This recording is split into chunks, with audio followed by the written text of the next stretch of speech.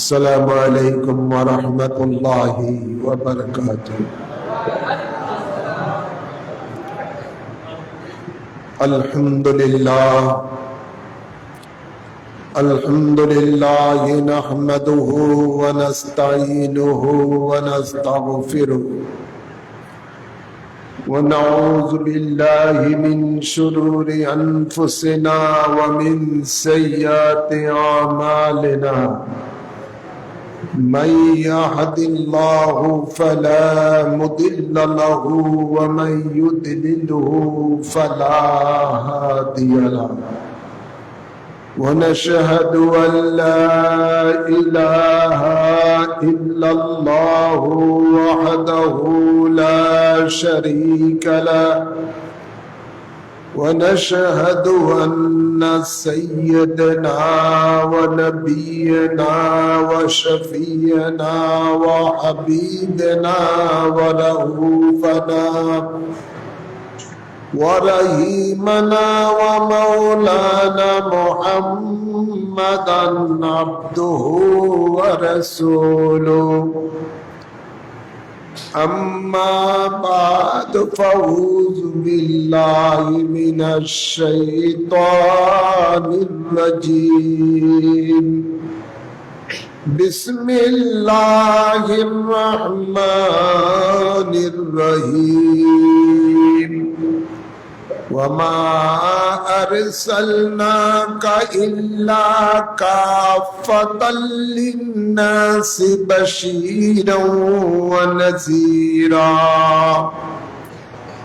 إن الله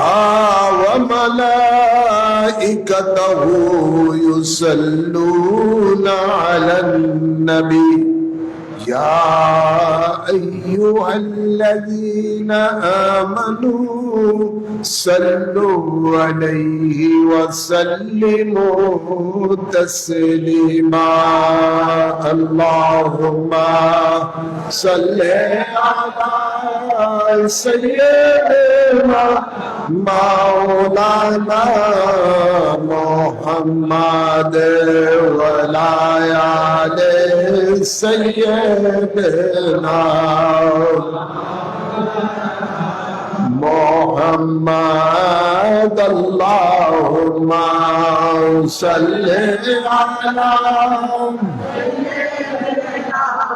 مولانا محمد وعلى آل سيدنا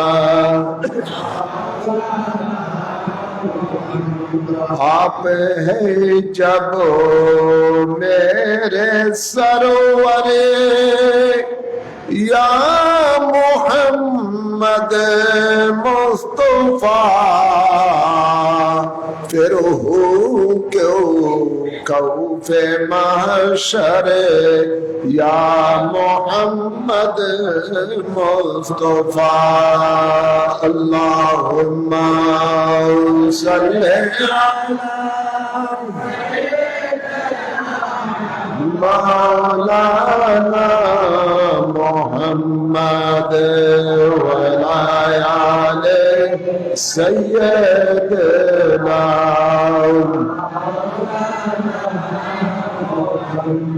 हम लोगों के दिल में आरज़ू है यही आखिर निकले दमिए कलमा कहे करे या मोहम्मद मुस्तफा अल्लाहुम्मा सल्ली अला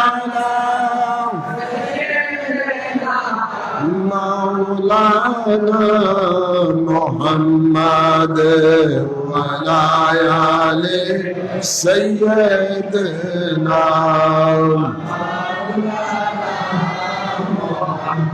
बलगलोला बेकमाली कशफद्दुजा बेजमाली हसनत जमियो के साली सल्लू अलैहि व आलिहि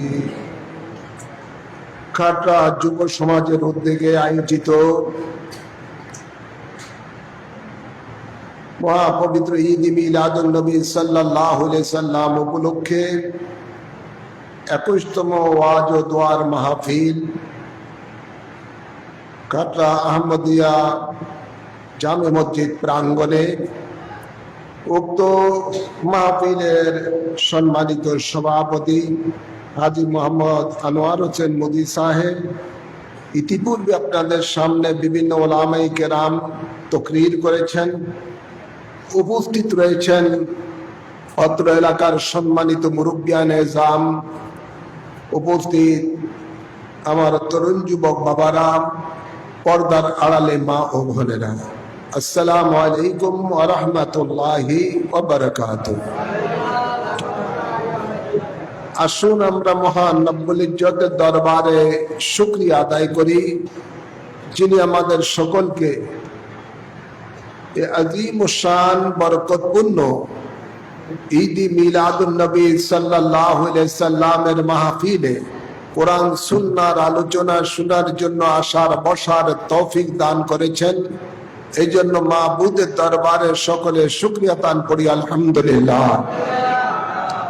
লক্ষ কোটি দুরূদ ও সালাম পেশ করছি ওই নবীর কদম মোবারকে, যে নবীকে আল্লাহ তাবারক ও তাআলা তার নূর নিজ নূর দ্বারা সৃষ্টি করেছেন, যার নূর মুবারক দ্বারা আল্লাহ সমগ্র সৃষ্টি জগৎকে সৃষ্টি করেছেন, যাকে আল্লাহ তাবারক ও তাআলা ইমামুল আম্বিয়া করে পৃথিবীর মধ্যে প্রেরণ করেছেন, যাকে আল্লাহ তাবারক ও তাআলা এই জমিনের মধ্যে 12 রবিউল আউয়াল তারিখে হাজির ও নাজির করে প্রেরণ করেছেন, যাকে আল্লাহ তাবারক ও তাআলা শাহিদ মুবাশশির নাজির করে প্রেরণ করেছেন, যাকে আল্লাহ তাবারক ও তাআলা এই জমিনের মধ্যে, শুধু এই জমিন নয় কুল কায়নাতের মধ্যে, শুধু কুল কায়নাত নয় খোদার খোদাইত্বের মধ্যে সমস্ত আলমের জন্য রহমত হিসাবে প্রেরণ করেছেন।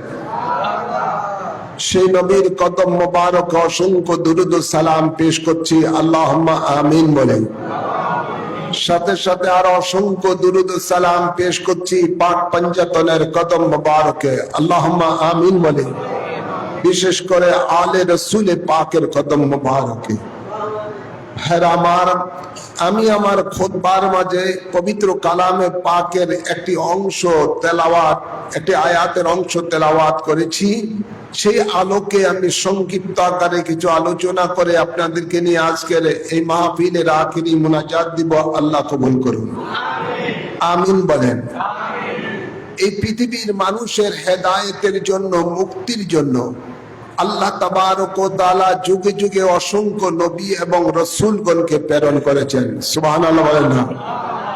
1 লক্ষ কি 2 লক্ষ 24,000 পয়গাম্বর কমবেশ, আদম আলাইহিস সালাম হতে ঈসা আলাইহিস সালাম পর্যন্ত আল্লাহ তাবারক ও তাআলা অসংখ্য নবী রাসূলগণকে প্রেরণ করেছেন। কেন করেছেন? এই পৃথিবীর মানুষগুলিকে আল্লাহ মুখী করানোর জন্য, এই পৃথিবীর মানুষগুলিকে জান্নাতের পথ দেখানোর জন্য, এই পৃথিবীর মানুষগুলিকে হেদায়েতের পথ দেখানোর জন্য, সিরাতুল মুস্তাকিমের পথ দেখানোর জন্য, আল্লাহর জান্নাতের পথ দেখানোর জন্য। জোরে বলুন সুবহানাল্লাহ। তো আল্লাহ তাবারক ও তাআলা যেই সমস্ত নবী রাসূলগণকে প্রেরণ করেছেন, খুব খেয়াল করে শুনুন, যাদেরকে আল্লাহ রাসূল হিসেবে প্রেরণ করেছেন তাদেরকে আল্লাহ আসমানি কিতাব দান করেছেন। সুবহানাল্লাহ বলবেন না? যিনি রাসূল তিনি আবার নবীও। আবার আল্লাহ তাবারক ও তাআলা কিছু নবী প্রেরণ করেছেন, অসংখ্য নবী দুনিয়াতে প্রেরণ করেছেন যারা রাসূল নয়, ওদের উপরে আল্লাহ আসমানি কিতাব নাজিল করে নাই, কিন্তু কোন রাসূলের আন্ডারে তিনি নবুয়তের দায়িত্ব পালন করেছেন। কথা বুঝছেন নাই ভাইরা আমার? তো কোন কোন নবী রাসূলকে আল্লাহ কোন একটা এলাকার জন্য নবী করে পাঠিয়েছেন, কোন একটা দেশের মানুষের জন্য নবী রাসূল করে পাঠিয়েছেন, কোন একটা ভাষাভাষী মানুষের জন্য নবী করে পাঠিয়েছেন। কিন্তু আমাদের নবী, আপনার নবী, কুল কায়নাতের নবীকে আল্লাহ কোন একটা এলাকার জন্য নবী করে পাঠাই নাই, কোন একটা ভাষাভাষী মানুষের জন্য প্রেরণ করে পাঠাই নাই, কোন একটা কওমের জন্য আল্লাহ নবী ও রাসূল করে আমাদের নবীকে প্রেরণ করে নাই।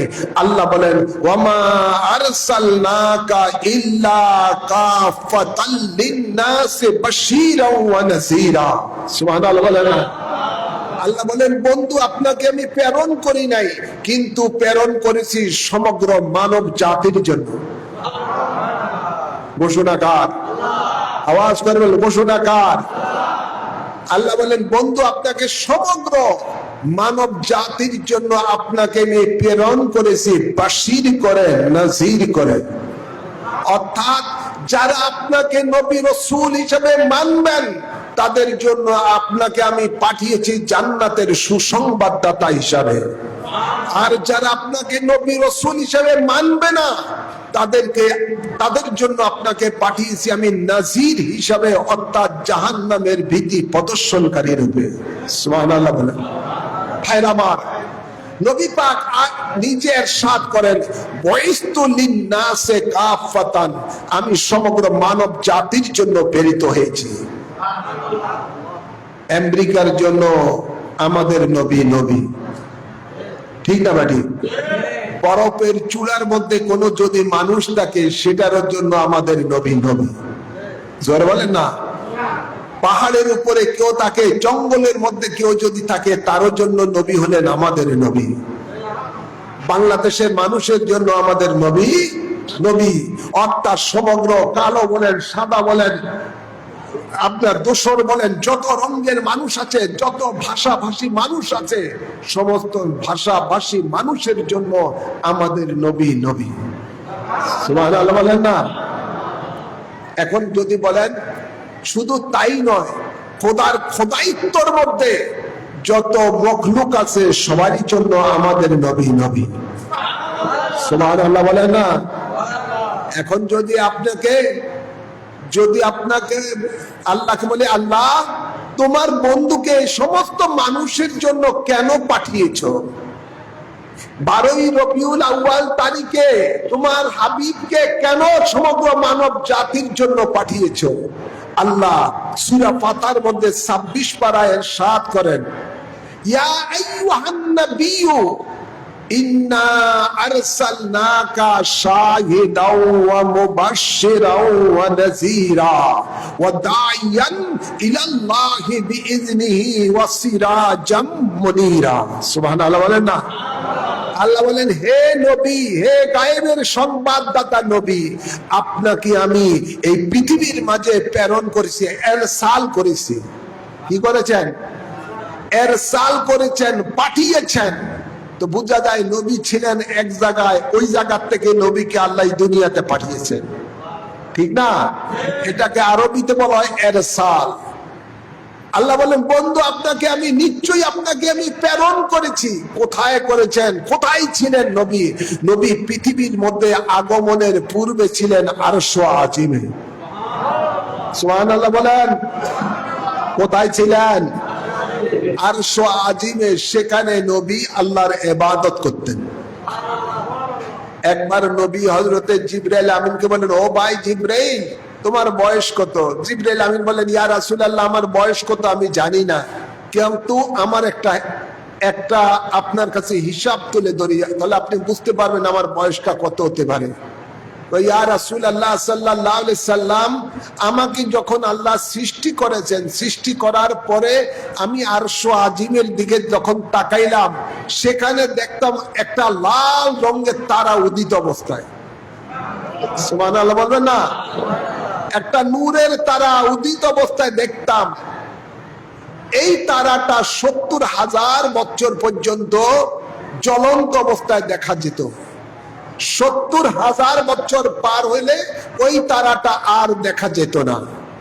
এভাবে চলে যেত 70,000 বছর।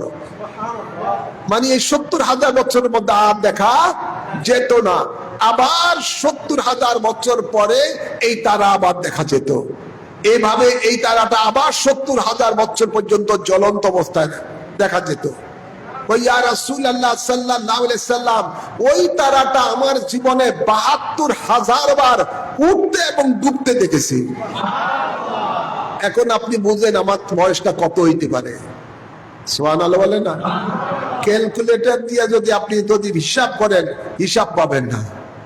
কথা বলছেন না।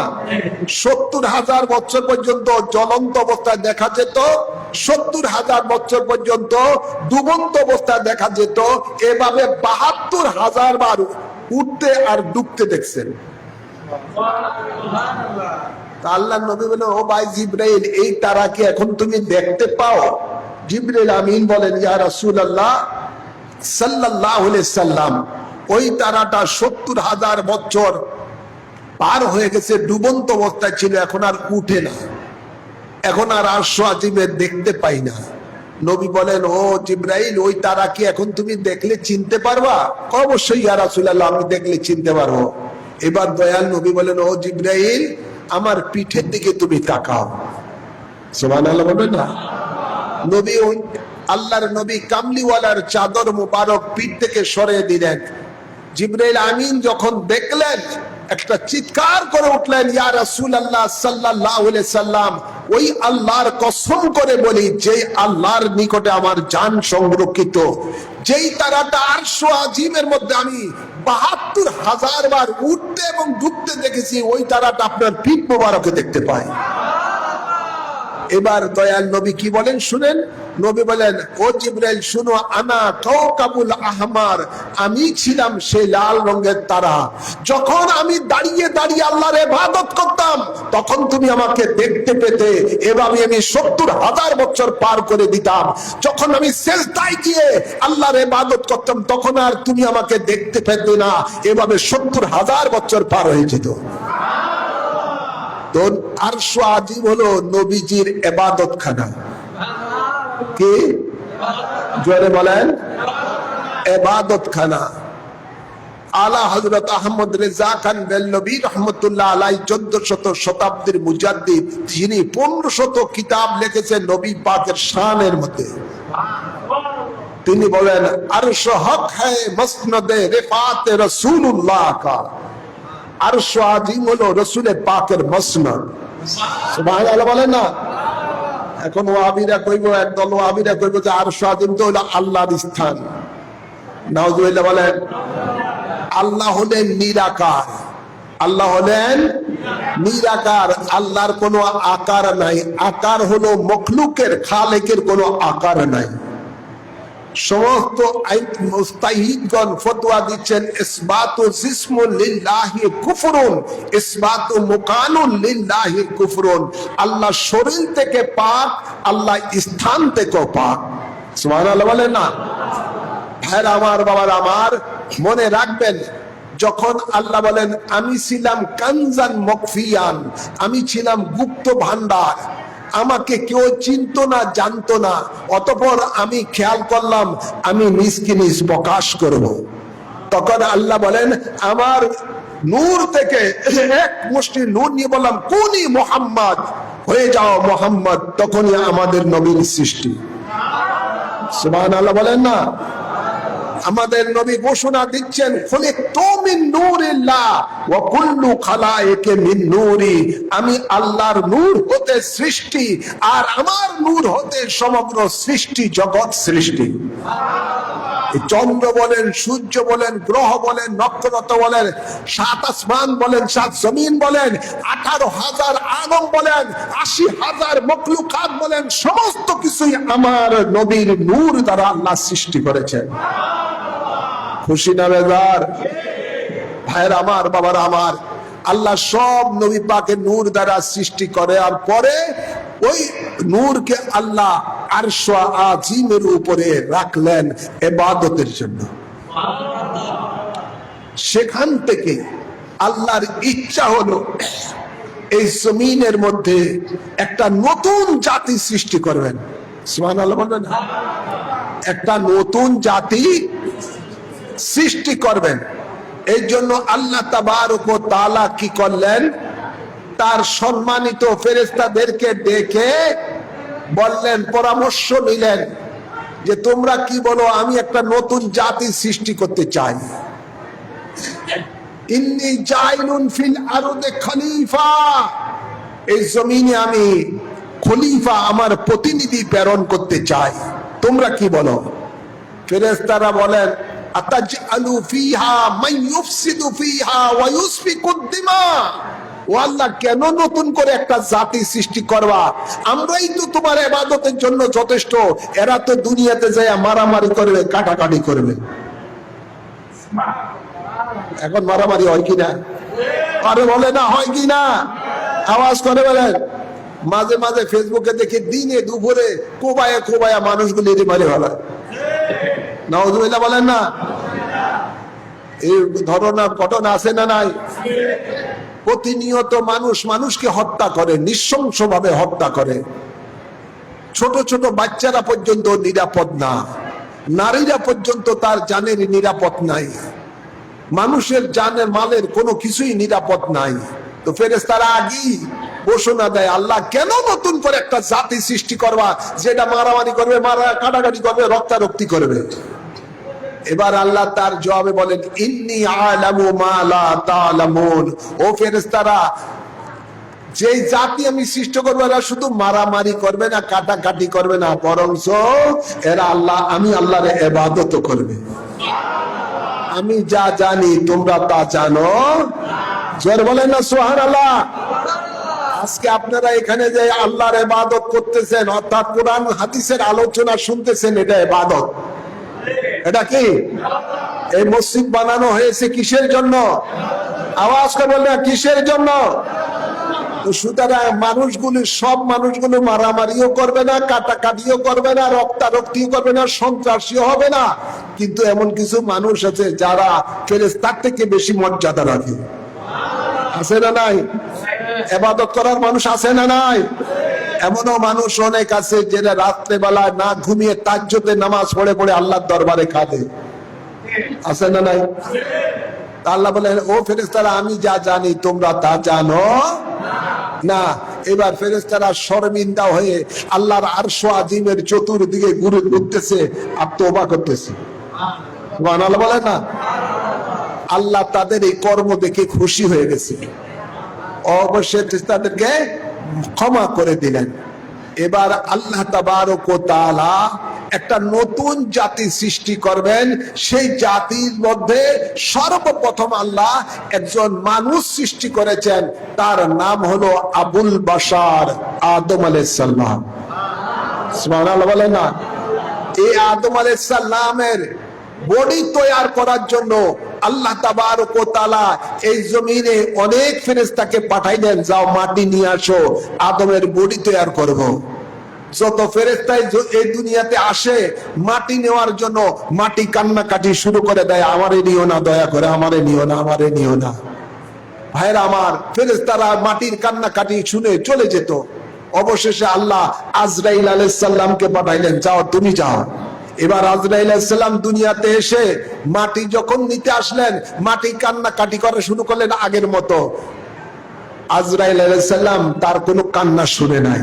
কিছু কালো মাটি নিছেন, এক কামড় দিয়া কিছু কালো মাটি নিছেন, কিছু সাদা মাটি নিছেন, কিছু ধূসর মাটি নিছেন, লাল মাটি, বাদামি রঙের বিভিন্ন প্রকারের মাটি নিয়ে আল্লাহর দরবারে উঠে গেছেন। সুবহানাল্লাহ বলেন না। আজরাইলের মন বড় শক্ত, যতই চিল্লাচিল্লি করছে মাটি আমারে নিয়ে না, আমারে নিয়ে না, কিন্তু আজরাইল তার কথা শুনে নাই। এই জন্য যত রঙের মাটি নিয়ে দুনিয়া থেকে মাটি নিছেন, তত রঙের মানুষ পৃথিবীর মধ্যে আছে। কথা বলছেন না কেন? আওয়াজ করে বলেন না। কালা মানুষ আছে না নাই?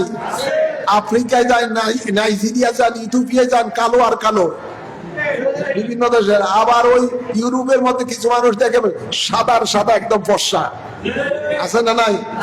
আমাদের দেশের মানুষগুলি মাশাআল্লাহ একেবারে মাইডা রঙের মতন, ধূসর বাদামি রঙের মতন। সুবহানাল্লাহ বলেন না। এরকম যত পৃথিবীর মধ্যে যত রঙের মাটি নিচে আজরাইলে, তত রঙের মানুষ পৃথিবীর মধ্যে আসে। সুবহানাল্লাহ বলেন। আজরাইলের আল্লাহ বলছে, তোমার সামনে যখন মাটি এত কান্নাকাটি করলো, তুমি শুনলা না?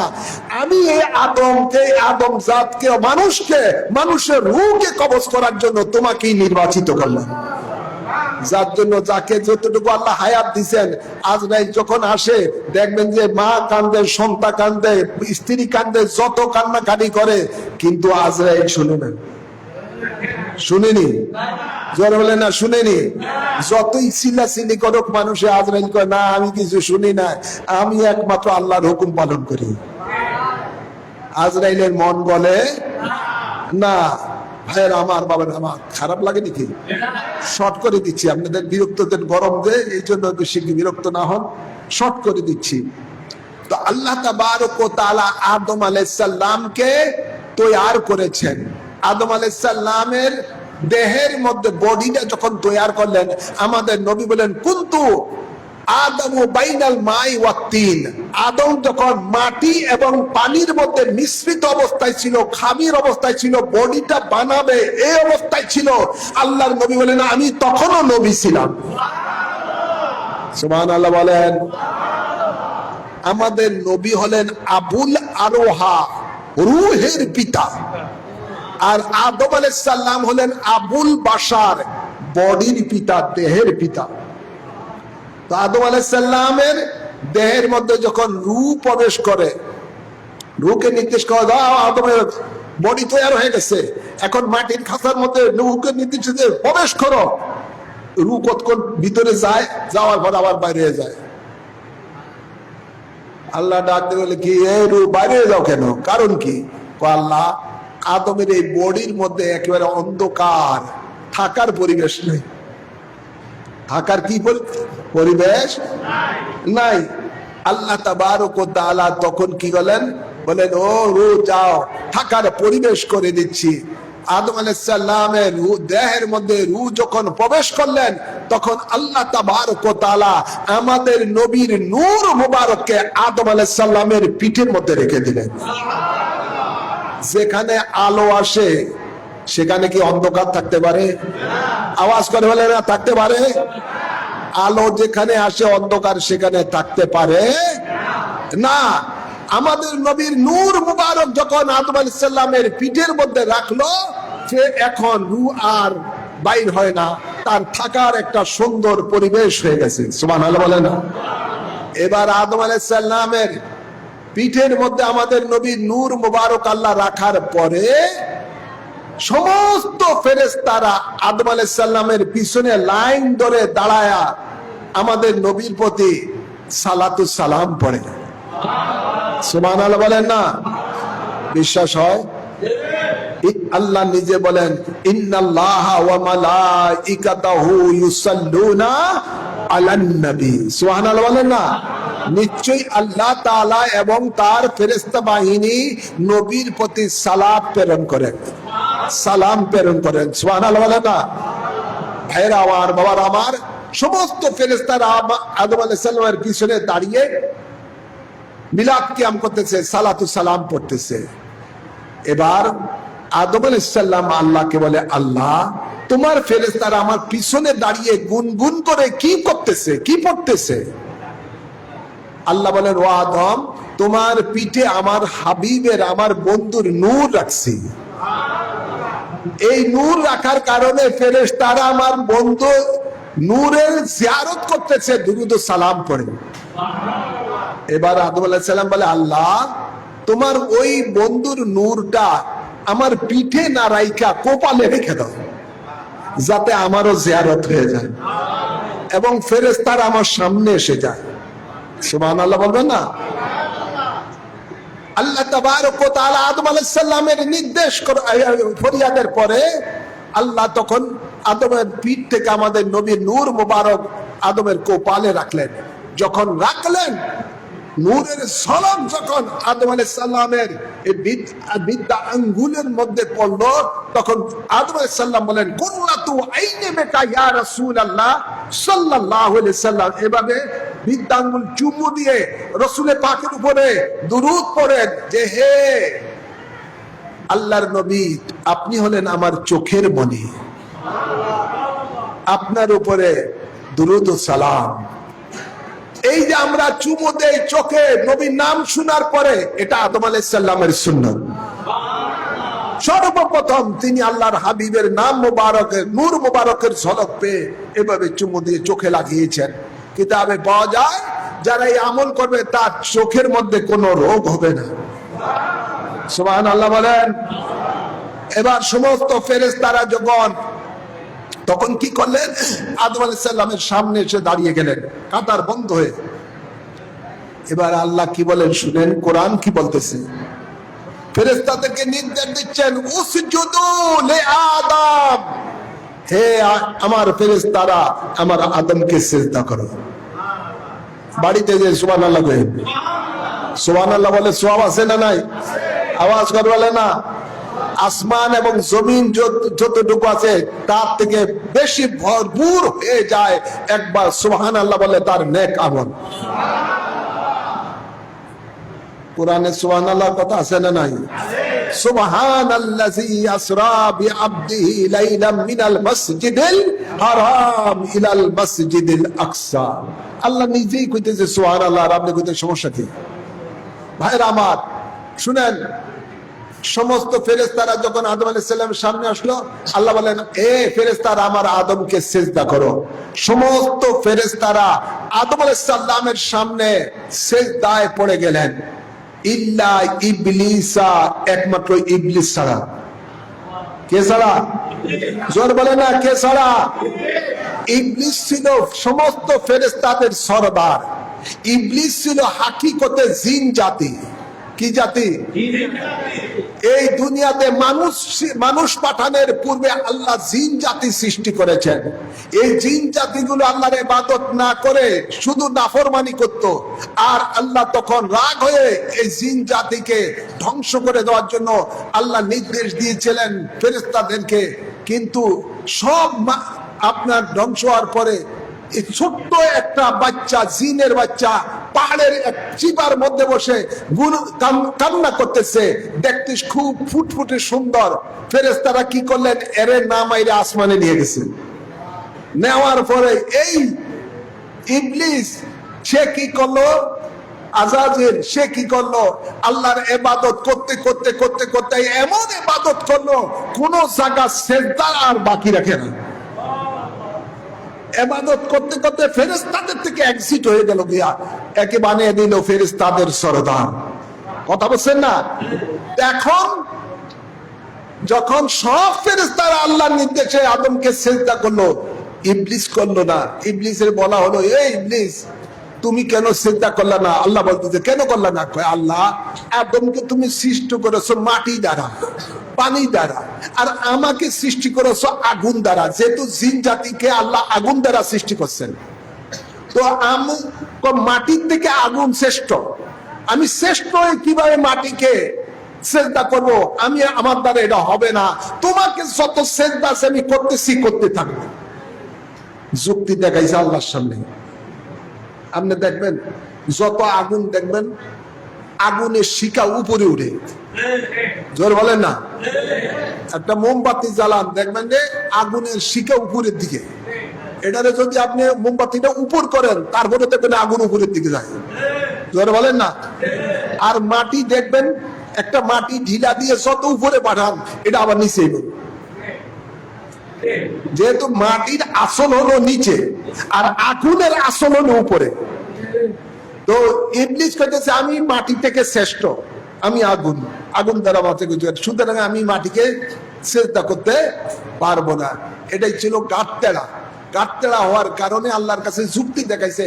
এবার আল্লাহ বলেন আবা ওয়াস্তাকবারা ওয়া কানা মিনাল কাফিরিন, তুই কাফেরদের অন্তর্ভুক্ত, যা বের হয়ে যা আমার জান্নাত থেকে। ফেরেশতাদের সরদার থেকে তাকে বিতাড়িত করা হলো। ভাইয়ের আমার, বাবার আমার, এখন এই যে আদমকে আল্লাহ সিজদা করতে বলেছেন, সে ফেরেশতাদেরকে নির্দেশ দিয়েছেন আদমকে সিজদা করো। এই সিজদাটা কিন্তু ইবাদতি সিজদা ছিল না, এটা ছিল তাজিমি সিজদা, সম্মানার্থের সিজদা। সুবহানাল্লাহ বলতেন না? এই সম্মানটা হাকিকতে কিসের সম্মান? এই সম্মানটা হলো হাকিকতে নূরে মুহাম্মদের সম্মান। নূরে, যেহেতু আদম আলাইহিস সালামের কপালে আমাদের নবী নূর মুবারক আল্লাহ রেখেছিলেন, এই নূর মুবারকের সম্মান ছিল এটা। তো এই থেকে বোঝা যায় নবীকে কেউ যদি সম্মান না করে, আল্লাহ ফতোয়া দিচ্ছেন কিয়ামত পর্যন্ত আবা ওয়াস্তাকবারা মিনাল কাফিরিন, সে কাফের হয়ে যাবে। ফতোয়া কার? জোর বলে না, ফতোয়া কার? এখন এই যুগে কিছু এরকম কুলাঙ্গার আছে না নাই? জোর বলেন আছে না নাই? আছে না নাই? যেদিনই বিয়াদবি করে মনে